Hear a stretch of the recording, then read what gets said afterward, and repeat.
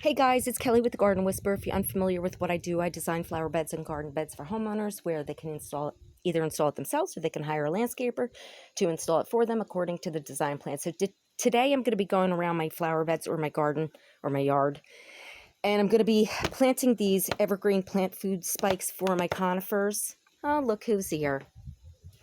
Look at the jerk. Get out of my yard, woman. Go on. Yeah, you heard me. You Pac-Man eating garbage disposal. You annoy me. Oh, they make me so mad. Love don't live here anymore.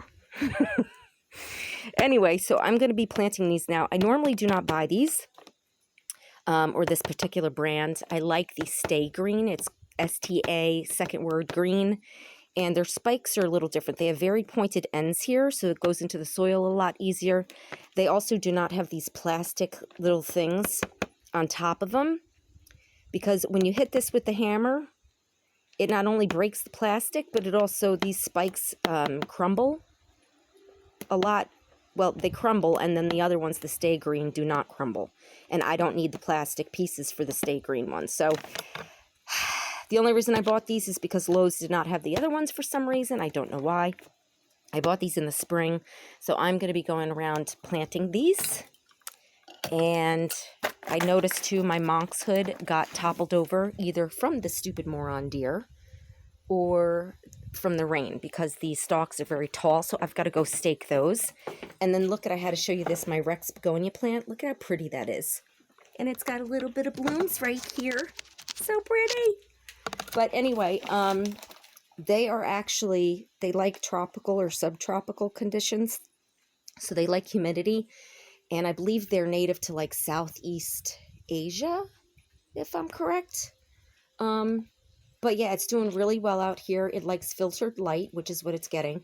Now, it's going to have to come in during the winter, so I'm going to have to put it under grow lights and put on my humidifier so that it doesn't dry out. And I just water it when the soil gets dry. And that's it. And oh, you're supposed to fertilize it with like a liquid fertilizer during its growing season. I never did it, but I did put it in potting mix, which has fertilizer in it. So hence why it got so much bigger. When I bought it, it was probably only a small, it was a lot smaller than this. Let's just put it more than half. So anyway, and then as you could see, I had to cover all my irises because the idiot deer keep eating it because we've had a drought. And I think that the drought conditions have killed off a lot of stuff because they're not getting water. So the deer are now starting to eat everything. And I mean everything.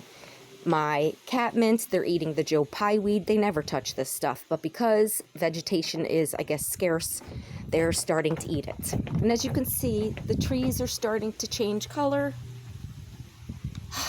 The leaves are falling, and we've had rain today, which we needed, but it's not enough to get us out of the drought conditions, but it's better than nothing. But yeah, so it sucks because pretty soon it's going to get really cold. It starts getting cold mid-October. We don't get real nice weather until the end of May here. We may be okay up until like Thanksgiving, but it's still pretty chilly. So today is the best day though to plant these, or to put these in the ground, because the soil is wet. So I'm going to start first with my Cryptomeria radicans. This thing has put on so much new growth, but I think it did get a little bit of drought. It dried up. Oh, look, there's an acorn. It did get a little squirrely. He's going to love that. Leave that over on the side. But it did get like a little parch from the drought, even though I've been watering it. It's just, it's inevitable. And shoot, this thing fell. I have this pushing it up because the tree is leaning a little more than I'd like. So there we go. Now, normally they say to put these spikes about 2 feet away from the tree trunk. And you're supposed to put it like on the perimeter of the drip line of the tree. Now, the drip line is where the foliage ends. The problem is there's no way I'm going to be able to put them 2 feet away, because then I'd be putting it into hard clay, rock-filled soil, and these spikes will not go down. So I am going to just put it, and I've done this before and I haven't had any issues with it, so I'm just going to put it right around the perimeter of this hole, this planting hole. If I can ever get these things out of here. Oh, wait. Yikes. Where'd the dumb deer go? Did she leave finally? Yeah, I think she left. Good. They make me so angry. Touch my plants.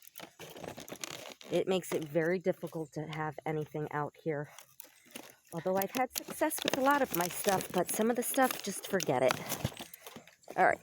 Oops. So here's this little plastic top thing that goes on top of it. God. And here's the stick. Like I said, you'll see how it breaks apart. So I'm going to move this a little closer. I'm going to put it right on the edge here. I should have grabbed my gloves. Move the mulch away. Now, what most people don't realize, hopefully you can see this. Yeah, okay.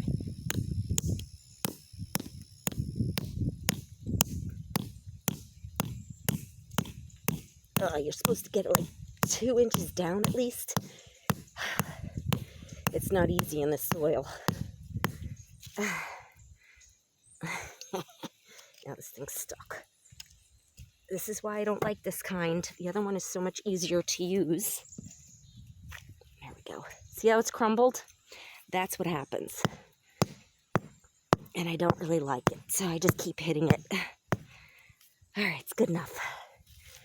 And what people don't realize is when you fertilize your plants or trees or shrubs, they're not being fertilized right away. What happens is, once you fertilize, the microbes and the worms have to break everything down so that it's in a form that your plants and their roots can actually absorb. So just because you fertilize doesn't mean they're getting that fertilizer right away. There's a big misconception with that. All right, so that's for my crypto. Oh my goodness. We're gonna go on to my little snow sprite. This is Himalayan cedar. And as you can see, all that lighter blue foliage is new growth, which is good. That's a good sign. I'm going to do the same thing with this one. Hopefully, oops.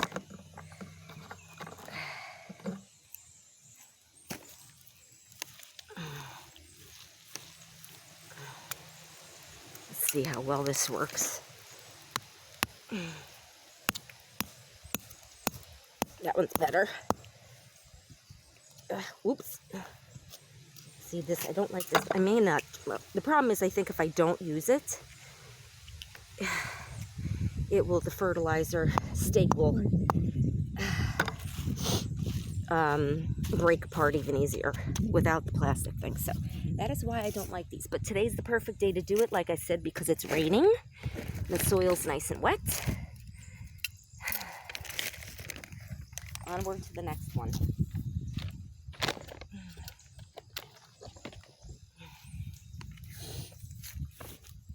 Move over here. Now I've got my Arizona, my blue ice. Arizona cypress, I believe. This got a little transplant shock when I first put it in, and I think a little bit of drought, but it looks like it's doing okay now. And I kind of tied it to this stake, because as you can see, it's kind of leaning forward, although I didn't put it, I wanted it more of this way, so there we go. That's a little better. Let's see, hopefully you could see what I'm doing. Yep. Now this soil here is not bad, because I have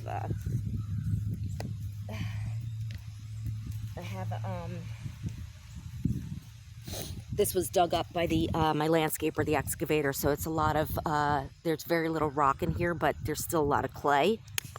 Oops.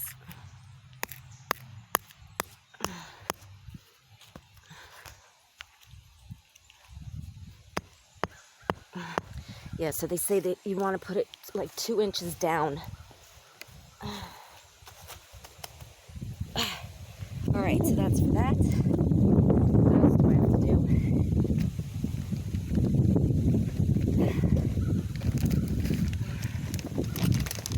And this should should give them some extra nutrients for the, oh yeah, we got these guys over here, my junipers.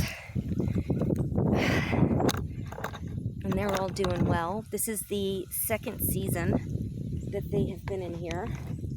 And if you guys saw my other video when I first planted my skyrocket juniper, this thing was tiny. It was a free plant from Conifer Kingdom, and it was really, really small, and it is already shot up. So I'm going to say next year, these are really going to start to put on growth. It's going to be awesome. And I have another one over there. Right there. I'm going to put it. Another one here.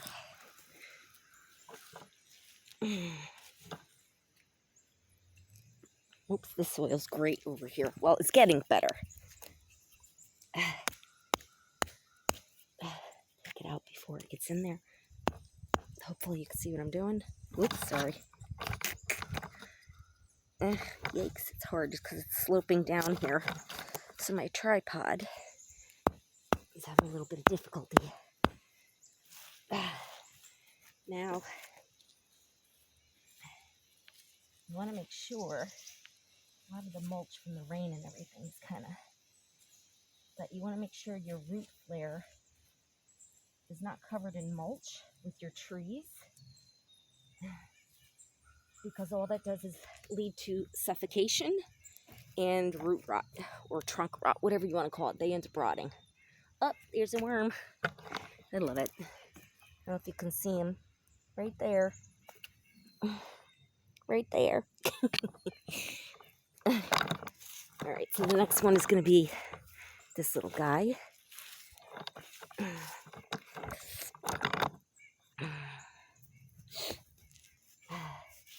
Same thing. But yeah, the mulch and stuff just kind of just goes everywhere. So, these were not the easiest to get, because sometimes when they plant them, the trees in the pots at the nursery, they don't really, like the root flare is not really above, which it should be. So I don't know why they do it that way, but sometimes it's hard to be able to get the root flare out. But, you know, yeah, the soil's a lot better than the other ones that I did. So that's why I don't like these, because they just crumble and break apart. See, I told you I'm on a slope here. All right, so we got those two. Hopefully I have enough. But I do have a lot. I'm not going to do one for this because it's not evergreen, meaning it keeps its foliage in the winter. So I'm going to skip on that. I think I'm going to do the blue star junipers because they are evergreen. I have another one over there, and look at my sage is just out of control floppy, so that's going to get transplanted. But yeah, so we're going to get over here.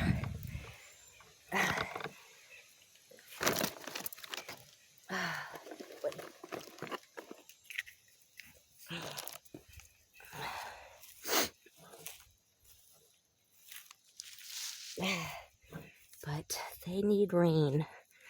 Hopefully you can see what I'm doing. No, you can't. Let's see. Try to do this.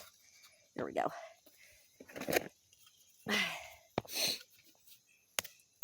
Yeah, see how much better the soil is over here?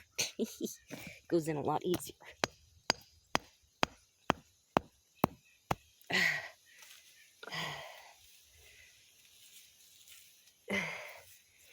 Trying to get the, oh, another worm.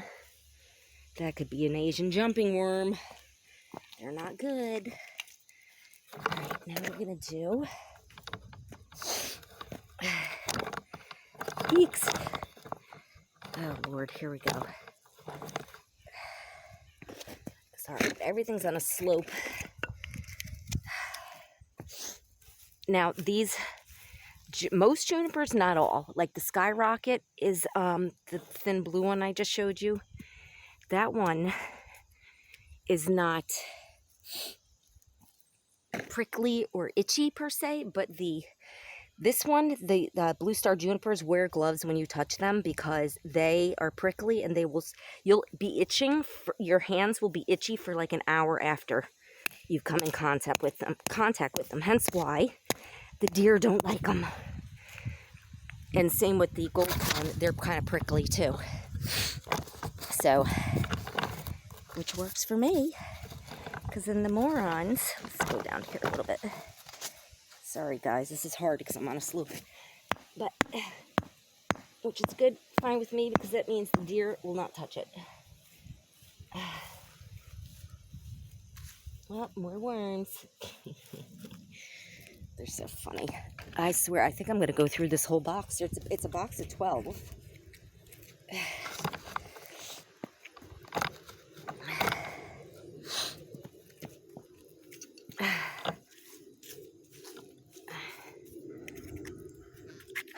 But you know what? As long as they get some fertilizer.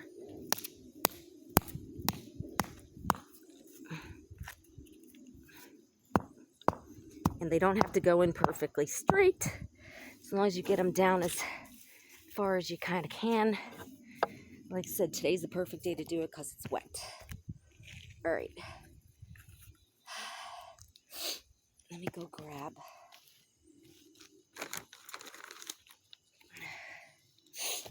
All right, we got that. We got that one. What else do we have to get? All right, I'm going to leave this bag over here. And here's the crazy thing. As your trees and shrubs get bigger and bigger, you need more of these sticks. But over time, the more I add compost and all that good stuff, I shouldn't have to add fertilizer. But the soil out here is very low in nutrients, and it's definitely a tough one, and very low in compost. And I think the squirrels or something ate my bulbs. I had, is that one? It's possible. I had spring blooming, what were they? Look, there's a slug there. Gross, right there. Nasty looking sluggo. I had planted, what were they? Spanish bluebells. I had pink and blue. And honestly, guys, I don't see the bulbs. Like, I was pulling the dirt away, and they're not planted too deeply. So I have no idea. But then I noticed there's some sort of bulb things growing in here. Can you see them? Like, look, right there. I don't know what those are. Right here. So I don't know if those are my Spanish bluebells that maybe the squirrels dug up and ate. I don't know. Or tried to eat, but they didn't like them because they're poisonous. I have no idea. Hopefully you can see what I'm doing. Yeah, okay. I'm just going to take it off. Screw it.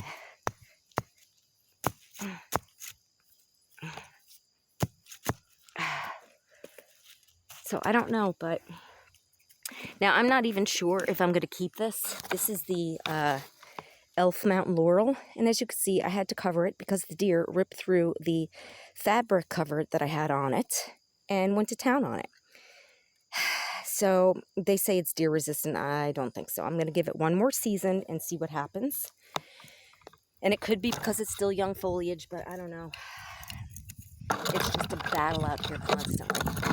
What the hell is that right there? Is that poop or something? No, that's just compost, I think. Okay. I was like, wait a minute. And then I planted some of my mother-lode daffodil bulbs here yesterday, and I planted some more over there and some more behind the rocks.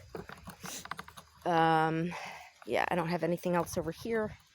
I honestly don't think my ajuga likes this area because it's very dry. They were doing really well when I had them over around the deck, but I had to move everything because, as everybody knows, I'm going to be redoing the deck. I'm hoping this coming season, but we're not redoing it, but replacing it. All right, so let's see now. I don't know if I want to do the, right in the back here, the rainbow leucothebe, because it is evergreen, so I think I may. It does like more acidic soil, And as you can see, I transplanted some of my lamium offshoots from there. I planted because I want this whole front of this flower bed. Look, and the deer ate it. But they didn't really touch that one. So this is what happens because it's that time of year. They don't touch anything. And then all of a sudden they just start eating everything. Although the Sun King Aralia, they still have not touched it. This likes shade, moist conditions, and I don't know what's going on with this year. I'm kind of upset, but the deer have been eating it. It's hardly even blooming. It didn't get as big unless the Sun King Aralia is kind of pushing it out because it is a Japanese, it's called Japanese spikenard also. So a lot of Japanese plants I'm noticing are pretty aggressive, but I don't know. Oh, and as you can see, this is either the deer did this or because of the rain or both. And as you can see, they are very tall. Look at how pretty those flowers are though. These are monkshood, highly poisonous. And they do need staking because they've gotten this tall. They were not supposed to get this tall. They were only supposed to get 4 feet tall, but apparently in their perfect growing conditions, they can get up to 10 feet tall, which is what's happening, and you have to stake them. So I've tried to stake some of them. As you can see, this one, kind of a joke. It's still pulling it over. So I'm going to have to pull this up and get this back in the ground. And as you can see, it had some offshoots. Looks like they've been ripped apart, like ripped away, which I'm pissed about because that could be a division unless they've already rooted themselves. And if that's the case, that'll be perfect. Then I can pull them up in the spring and just plant more of them.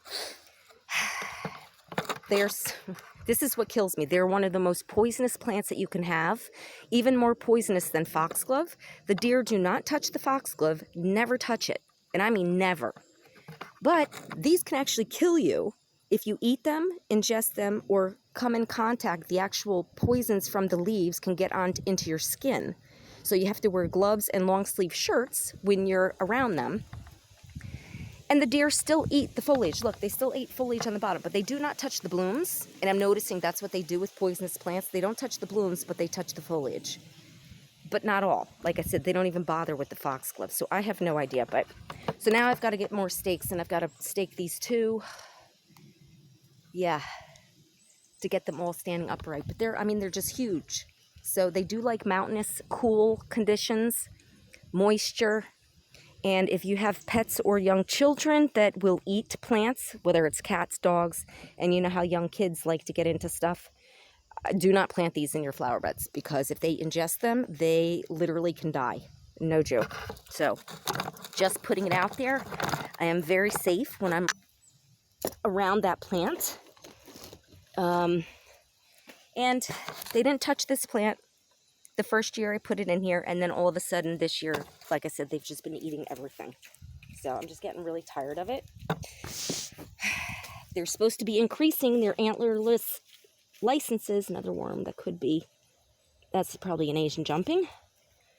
Yeah, the Game Commission is increasing their antlerless deer licenses this year by 11%. Because the overpopulation is just getting out of control. And they have also increased their Sunday huntings from 3 days during the hunting season to, I believe, 13. Now, when I pull up weeds a lot of times, I just leave them on top because that is organic matter. And that will break down and feed your plants. So that's what I do with weeds. All right, so that one's done. I have to get some stakes for that because I don't want it to start dying off real quick. Because that happened to one of the other ones. It fell over and it died. So yeah, so I'm going to fill in this whole thing. Even though the deer have started to eat this a little bit, it will come back year after year, and they do not touch it until it gets like it is now with the drought conditions, no food. So I don't know what I'm going to do with the snake root. I may transplant that in the spring. I don't know why it didn't do well this year, but I am going to be pulling those up because they are not deer resistant. And that is, oh wait, do we have more? We have another one. 2 more over here. Oh look, idiots. right there. I don't know if you can see them. I can't stand them. Look, they know. They know now, like, oh, here she comes. And they start moving on. Come on, let's go. Get out of my yard. Go on. Go, go, go, go, go, go, go. I don't want you here.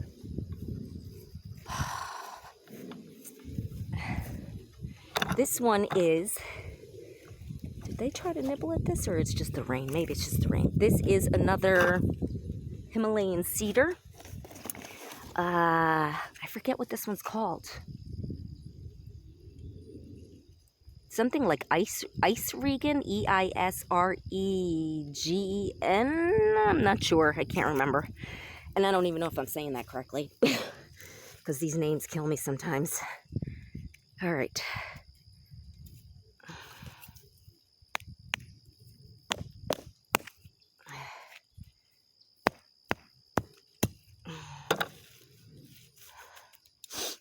That one, and I think I have one more. So look at that. We did almost all, yeah, it's going to be all 12. Sweet. I had just enough. We're going to do the, oh, look, my lantern got knocked over. Probably from the idiot deer. But yeah, I had to cover all of this because they're even getting at, look, you can see nibble bites out of the tops of the iris there. See the shorter ones? That's where they chewed on it. And they don't touch it spring and summer, but come fall, yep, I had to cover everything. So the blue angel white pine is doing awesome. And the deer have absolutely left it alone. Ooh, what's this? We got some, uh-oh. Maybe it's not doing as well as I thought. Uh-oh. I mean, they do shed their old leaves. And it could also because that's a lot of, okay, maybe it's not doing so well. I don't know. They do shed, pine trees do shed their foliage, so that could be it. So I'm not going to worry about it just yet.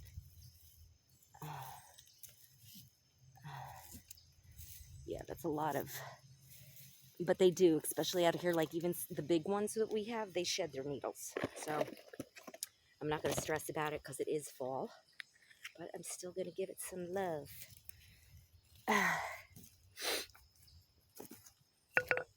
Yeah, that was a lot of leaf drop.